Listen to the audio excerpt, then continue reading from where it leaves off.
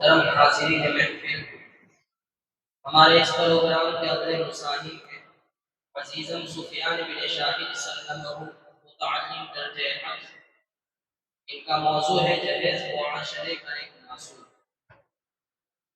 عزیزم کو اس موضوع پر روشنی ڈالنے کے لیے دعوت دیتا ہوں کہ وہ آئے اور اپنی تقریر پیش کریں۔ مصاحبین سے گزارش ہے، جیسا بتایا گیا تھا وقت کا تعین 6:30 پر گھنٹی بجے گی، اس کے بعد آپ کے پاس آدھا منٹ ہوگا، 7.25 منٹ سے زیادہ ہوگا تو نمبرات کٹیں گے۔ ایک تفصیل پہلے بتا دی گئی تھی، اس کا خیال رکھیں۔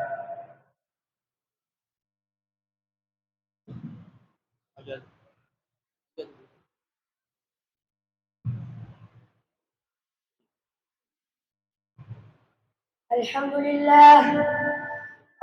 لله وكفى وسلام على عباده الذين اصطفى، أما بعد، فقد قال النبي صلى الله عليه وسلم: ما تزوج امرأة لعزها لم يزد الله إلا ذلا، ومن تزوجها لمالها لم يزد الله إلا فقرا، إلى آخره، أو كما قال عليه الصلاة والسلام۔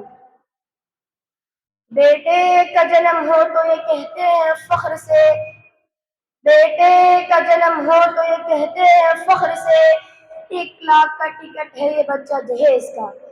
صدر محترم اور گرامی قدر سامعین اکرام، اس وقت میرا موضوع سخن ہمارے معاشرے کا وہ ناسور ہے جس نے زندگی کی بنیادوں کو ہلا کر رکھ دیا ہے، سینکڑوں ہزاروں گھروں کو تباہ و برباد کر دیا ہے اور کتنے ہی جذبات کو مسل کر رکھ دیا ہے۔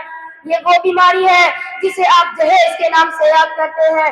میں نے خطبہ کے بعد ایک حدیث شریف پڑھی ہے، اس میں حضور اکرم صلی اللہ علیہ وسلم کا پاک ارشاد ہے کہ جو شخص عزت حاصل کرنے کے لیے شادی کرے گا تو رب ذوالجلال ایسے شخص کو ذلت کے سوا کچھ نہ دیں گے، اور جو شخص مال کی لالچ میں شادی کرے گا تو اس کو فقر و فاقہ اور تندرستی کے سوا کچھ نصیب نہ ہوگا۔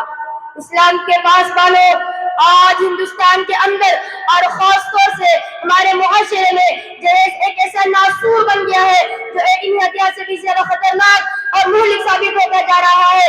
اس منحوس جہیز کی بنیاد پر ہندوستانی معاشرے میں روزمرہ اخبارات کی رونق ذات بن کر یہ سرخیاں چھپتی ہے کہ فلاں شوہر نے اپنے سسرال والوں سے اسکوٹر نہ ملنے پر اپنی نئی نویلی دلہن کو جلا دیا، فلاں شخص نے مزید جہیز کا مطالبہ پورا نہ کرنے پر بیوی کو موت کی گھاٹ اتار دیا۔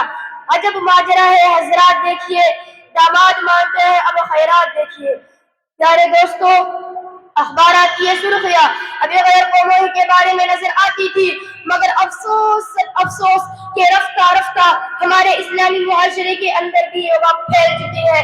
آج اخبارات کے اندر جہیز کے لیے بھیٹ چڑھنے والی کہیں فاطمہ، کہیں رضیہ تو کہیں شبنم و فوزانہ اسلامی شریعت کے نام لیواؤں سے یہ پکار کر کہہ رہی ہے کاش ہماری اسلامی شریعت کتابوں اور وعظوں کے بجائے عمل میں آ جاتی۔ پیارے دوستو اور اسلام کے نوجوانوں، عورت رب ذوالجلال کی جانب سے ادا کردہ وہ حسین تحفہ ہے جس نے انسانی زندگی کو روحانائی بخشی۔ اسی عورت کے دم سے نظاروں میں خوبصورتی پیدا ہوئی، اسی معصوم کلی نے حضرت آدم علیہ السلام کی زندگی سے خوف و وحشت کو دور کیا، مگر ان تمام باتوں کے باوجود ظلم و ستم کی تاریخ شاہد ہے کہ اس دار فانی میں جتنے مظالم برپا ہوئے ہیں ان میں زیادہ تر صلب نازکی پر کیے گئے ہیں۔ اس بے رحم سماج نے عورت کو جس نظر سے دیکھا ہے وہ نہایت ہی قابل مذمت ہے۔ تاریخ عالم ان دردناک واقعات سے بھری پڑی ہے۔ کبھی حضرت مریم رضی اللہ عنہا کو دنیا والوں نے متہم کر کے جنگل کی خاک چھاننے پر مجبور کیا، تو کبھی نمرود نے اپنی بیٹی کو ایمان لانے کی پاداش میں آگ میں ڈالا، تو کبھی عرب کے جاہل معاشرے نے لڑکیوں کی پیدائش کو اس قدر منحوس تصور کیا کہ ان کو پیدا ہوتے ہی زندہ درگور کر دیا۔ محترم حضرات، آج بھی ان معصوم دوشیزاؤں پر ظلم و ستم کے پہاڑ توڑے جا رہے ہیں، جبر و تشدد کی خاردار جھاڑیاں ان کی راہ میں حائل ہے۔ آج بھی ان عورتوں کے ارمانوں کا خون کیا جا رہا ہے۔ غریب گھرانے کی بچیوں پر خدا کی زمین اپنی وسعت اور کشادگی کے باوجود کم ہو رہی ہے۔ ساری دنیا پر یہ بات روز روشن کی طرح آیا ہے کہ جس گھر میں لڑکی جوانی کی دہلیز پر قدم رکھتی ہے اسی وقت سے والدین کی نیند حرام ہو جاتی ہے. زندگی کا ہر لمحہ سانپ بن کر ڈسنے لگتا ہے. ایک طرف لڑکی کی اٹھتی ہوئی جوانی ہوتی ہے تو دوسری طرف جنسی بھیڑیوں کی اٹھتی ہوئی نگاہیں ہوتی ہے تو تیسری طرف پڑوسیوں کی چلی گولیاں ہوتی ہے.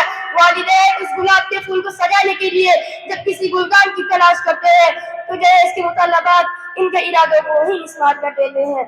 ارے جہیز کے ٹھیکیداروں، کان کھول کر سن لو، ذرا دیکھو سید الانبیاء تاجدار بطحہ احمد مجتبی محمد صلی اللہ علیہ وسلم کی پیاری اور لاڈلی بیٹی حضرت فاطمہ رضی اللہ عنہا کا عقد مسنون کس انداز سے ہوتا ہے کہ جسم پر جو چاہتے ہیں اس میں 16 پیبند لگے ہوئے ہیں اور بنت رسول اللہ ہونے کے باوجود پیادہ پا شیر خدا حیدر کرار رضی اللہ عنہ کی گھر کی جانب روانہ ہو رہی ہے.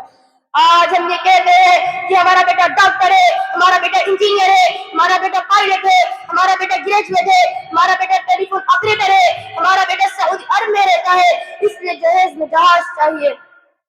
ارے اولاد پیدا کر کے جہیز کی تمنا کرنے والوں، کان کھول کر سن لو.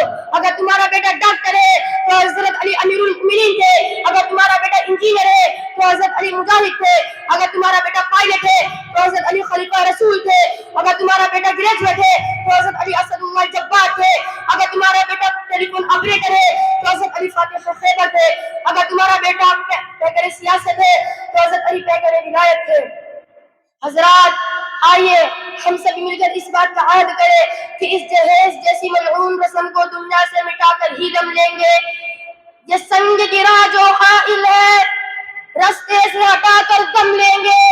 ہم پھول بھی ہے، تلوار بھی ہے، باطل کو مٹا کر دم لیں گے. وما علینا